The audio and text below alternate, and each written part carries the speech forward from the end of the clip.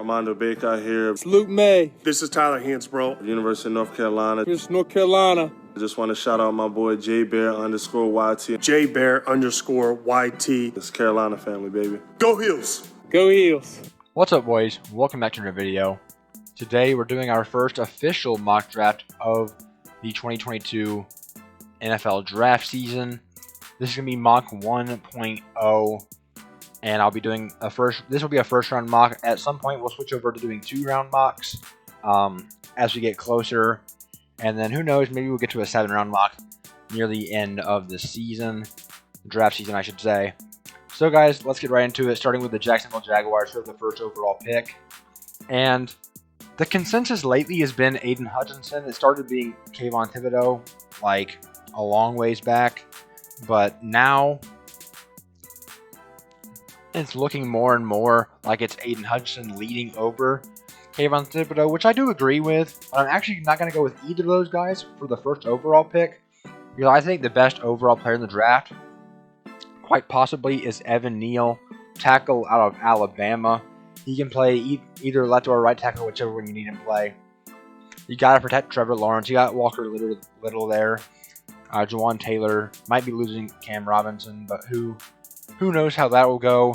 But it's a big position value there, big need for the Jaguars, and I think he's the best overall player in the draft anyways, so I might as well take him there. Number 2 overall, we have the Detroit Lions, who I will have taking edge. The best on the board is Aiden Hutchinson, so we'll go with him. The hometown kid attended Michigan, will be staying in Michigan to play with the Lions. And at 3, we have the Texans. At the spot, I'll go Kayvon Thibodeaux, edge rusher out of Oregon there. Also, organization that just needs to get a lot of talent there. I think he's the most talented player left on the board. Now, number 4, I think is where it starts to get a little bit interesting, and there's a lot of possibilities. You can go offensive line here, like you can go secondary. Even though I know a lot of Jets fans don't want to do that, because Kyle Hamilton, what a beast! Kyle Hamilton's incredible, and it could go corner as well. Although with the injury concerns with Derek Stingley, might hold you away from doing that. So with this spot, I am going to go with my second-ranked tackle, which is Ikem Ekwonu, tackle out of NC State there. He can play guard if you need him to. You can move him to right tackle and leave Mekhi Becton at left tackle, or maybe flip-flop it, whichever you think would be better. But I think that'd be a great place for Ikem there. Number 5, we have the New York Giants, excuse me, who I think it's a long shot at quarterback. I think Sam Howell would obviously be better than Daniel Jones, but it looks like they're not going to do that, so I'm not going to mock it here. But what I will do, I want to go Kyle Hamilton, because he really is definitely the best player available right here at this spot.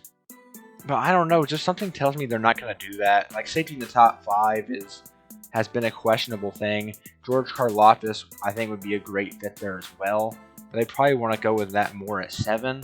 And they do really, really need offensive line.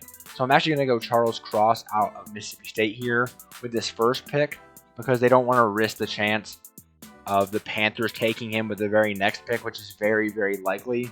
Because with this Panthers pick, quarterback and offensive line should be the only things that the Panthers look at, honestly. Don't necessarily need edge. Kyle Hamilton, you'll turn an eye and you'll look at him and you'll consider it, but I don't think you can do that at this spot with how terrible the offensive line has been and how terrible the quarterback's play has been. And if you're not going to trade down here, by the way, this is not a trading. We're not doing a trades in this mock. And since they can't trade down here, I think to stay at 6, I'm going to go with my top-ranked quarterback, which is Sam Howell, quarterback out of North Carolina. Some people have him as low as like 6 on their quarterback rankings, which I think is absolutely absurd. Which, keep in mind, that is coming from a a Tar Heel fan. But anyways, at number 7 overall, I am going to go with edge rusher here, George Karlaftis out of Purdue. Now, I might be a little bit lower on Karlaftis than a lot of people, but the fit just seems like it'd be so well for this team. I can't resist there. Number 8, we have the Atlanta Falcons, who also could need, definitely going to be a defensive selection here for me. They could use a wide receiver, but I don't think there's any top 10 wide receivers in this class, to be honest. There's not too many. Top 3 edge rushers are off the board. I like David Ojabo. Trayvon Walker has tremendous potential, but he's unpolished. I'm not sure if he'd be top 10 worthy at this point. I do like David Ojabo, and that would be a really good fit there for the Falcons. So I think I actually will end up taking that. I'm going to go with David Ojabo, edge rusher out of Michigan, which makes 2 Michigan edge rushers in the top 8, which would be very possible and very interesting as well. So at number 9, the Broncos appear to be a quarterback away. Kyle Hamilton still being available, though, is absurd. You can put money on that he's going here at 10 with the Jets. So number 9, like they just don't need to draft safety here. Kyle Hamilton is so tempting. But at number 9, the Broncos, I do have going with my second-ranked quarterback, which it used to be Matt Corral, but at this point, I just can't do it. Malik Willis is also in the conversation, although he had a pretty rough year. So I'll go Kenny Pickett. I do honestly think there's a little bit of a drop-off from Sam Howell to the other quarterbacks, just being honest. But I think he can step in, he's definitely an NFL-ready quarterback who can step in and hopefully lead that team to the playoffs. Number 10, New York Jets. I almost did it at pick number 4, so I have to do it here at number 10 for the Jets. Kyle Hamilton is definitely top 10 worthy. There is no doubt about it. He's too much talent to pass up on there. Washington would have loved to see him fall, but unfortunately that's not going to be the case for them. But they will get a great player at this spot, because I'm going to have them take Derek Stingley, who is somewhat falling, I guess you could say, at that spot. If it turns out the injury issues are fine, he's probably going to still go in the top 10, but since we don't know yet, I'm going to have him there go at 11. Number 12, speaking of needing cornerback help, goodness, the Vikings need cornerback. Let's see. So my second-ranked corner is going to be Sauce Gardner, followed by probably Trent McDuffie and then Andrew Booth. But yes, Sauce Gardner is definitely my second-ranked corner right now, so I'm going to go with him there. Number 13, the Cleveland Browns really could use a wide receiver. No problem with taking a wide receiver in this class at number 13. It would be Jameson Williams without the ACL tear, but with him being out, I like Garrett Wilson and Treylon Burks to be the top wide receiver drafted, with Drake London also being a sneaky one. If Drake London didn't get injured, he would be like the unanimous number 1 wide receiver right now, but who knows? So with this pick, I am going to go Garrett Wilson out of Ohio State. Although, look out for Treylon Burks when he goes to the combine. He could test out incredibly. Number 14, we have the Baltimore Ravens. Let me go back to the big board here. They also use some corner depth.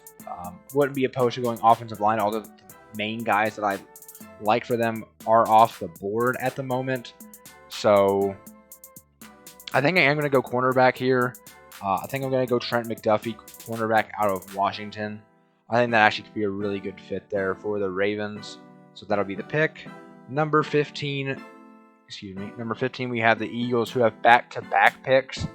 I definitely want to go with a corner here with one of these selections. And then see what edge rusher is looking like. Edge is not like, once we get out of like the top 4 edge rushers, isn't like, no one's really calling me there, so probably not. But with corner right here, I'm going to go Andrew Booth out of Clemson. Also really athletic. Didn't have a fantastic year, but he's definitely got a ton of potential. Roger McCreary would probably be my next corner to go off the board. So with this next pick, could go with our first linebacker. That could be really nice. I think I actually am. I'm going to go Devin Lloyd out of Utah with that second selection there. Number 17, we have the Los Angeles Chargers. So I think I'm going to go with offensive line. Let's see. Let's go tackle, Trevor Penning. I think I'm going to go Kenyon Green here. I'm going to go Kenyon Green, because he got tackle flexibility, but if not, also could be a really good guard for you. just in case that doesn't work out. But I think he could play right tackle. He's worth a shot. He's worth a shot for sure. So that's going to be a pick. Number 18, do I go quarterback here? There's not necessarily a quarterback I want to go with this spot. Matt Corral, Malik Willis, maybe, but I'm not tempted to do that. They could bring in a veteran. I think I'm going to go wide receiver with this spot. Treylon Burks is so good. So is Drake London. Yeah, I think I'm going to go Treylon Burks here out of Arkansas. Big target wide receiver, can test out incredibly. They do need a burner, but like, I don't know. I just feel like I'm not that high on Chris Olave right now. Number 19, we have the Eagles again, who honestly, since I have like 2 really good players on the defense already, I could see them going with,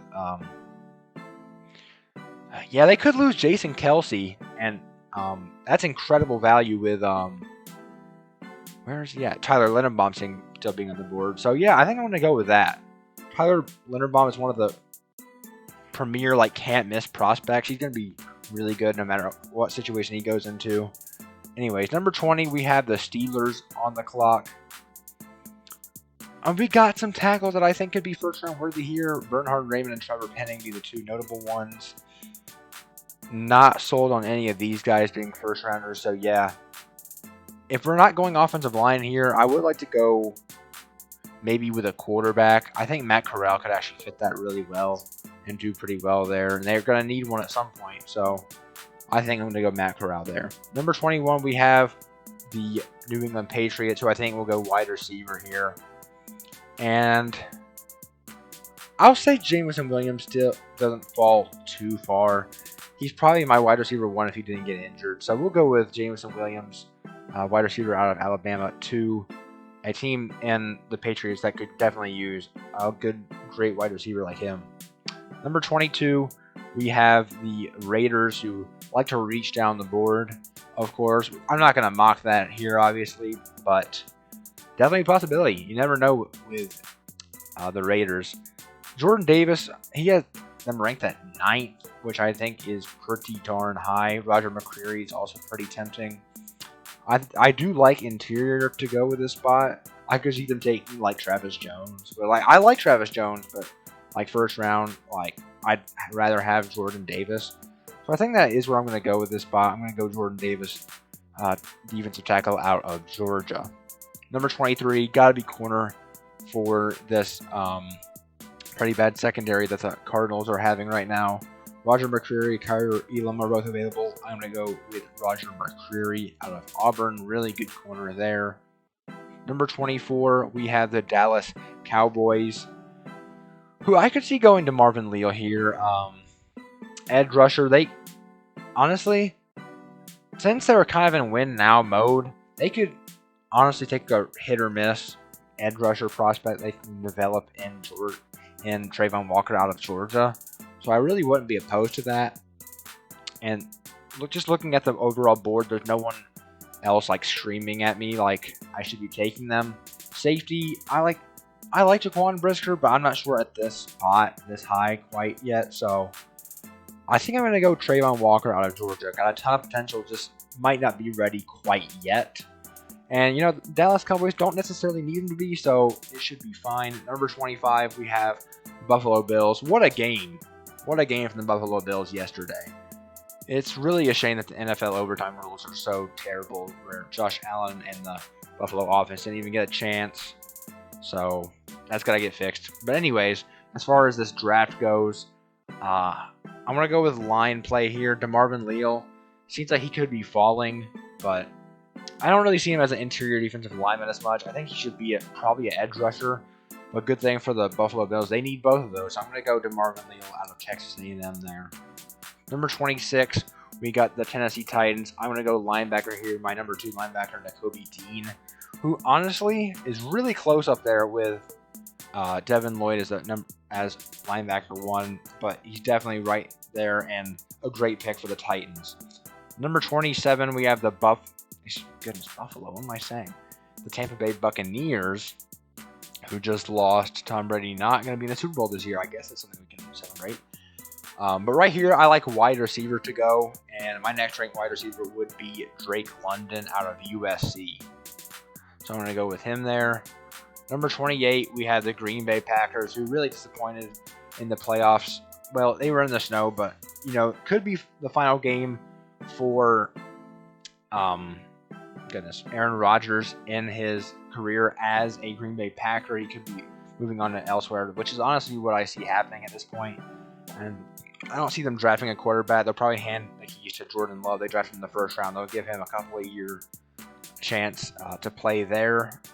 But might as well protect whoever's going to be back there. So I'm going to go Trevor Penning out of Northern Iowa.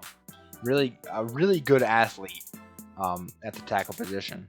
And speaking of needing offensive line, the Bengals, surprisingly in the final 4 teams, are going to be in the AFC Championship this coming week.